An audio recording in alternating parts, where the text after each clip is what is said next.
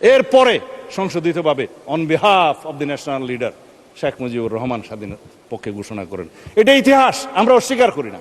মরহুম শেখ মুজিবুর রহমানের ছবি সংক্রান্ত যে অনুচ্ছেদ পঞ্চদশ সংশোধনীতে অন্তর্ভুক্ত করা হলো, আজকে এখানে অনেকে বক্তব্য দিলেন যে তাহলে তো ছবি টানাতে হয়। ছবি না টানানোর জন্যই তো এই সংশোধনীগুলো গ্রহণ করার জন্য বলছি। সম্মত হয়েছিলাম আমরা, ঐক্যমত্য হয়েছিল বিরোধী এবং আমরা সবাই মিলে যারা আলোচনা করেছি। 33টা দল ছিল ওখানে।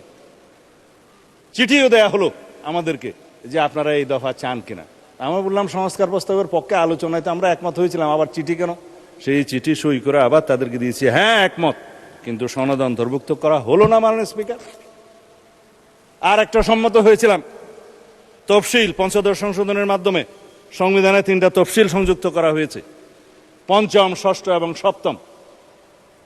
যে এইখানে একজন ভদ্রলোক নাকি স্বাধীনতার ঘোষণা দিয়েছিলেন বলে এখানে একটা দেয়া হলো, আমি নাম নিতে চাই না।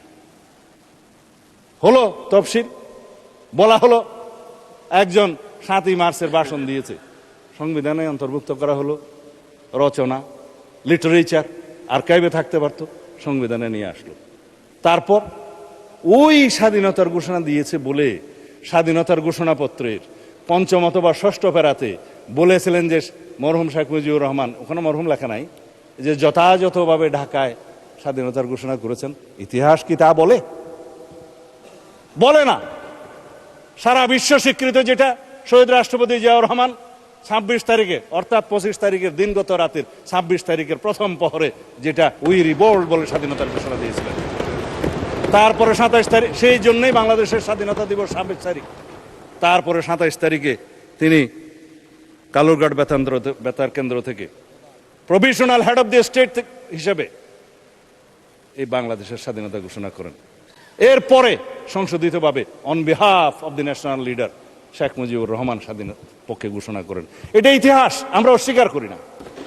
কিন্তু 26 তারিখে স্বাধীনতার ঘোষণাপত্রে তিনি ঘোষণা দিয়েছেন বলে যেটা লেখা হলো, অস্বীকার করি না মাননীয় স্পিকার, কারণ এটা একটা ন্যাশনাল আর্কাইভের দলিল। কিন্তু জিনিসটাকে এস্টাবলিশ করার জন্য আর একটা যে তফসিল ঘোষণা করে তথাকথিত একটা তফসিলের নামে যে লেখা হলো যিনি এত তারিখে ঘোষণা দিয়েছেন বেতারের মধ্যে, সেটা তো কোনো গবেষণায় আসে না।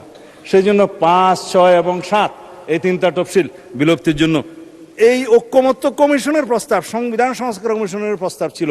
আর না হলে এখানে সবাই সাক্ষী দিতে পারেন, আমরা একমত হয়েছিলাম।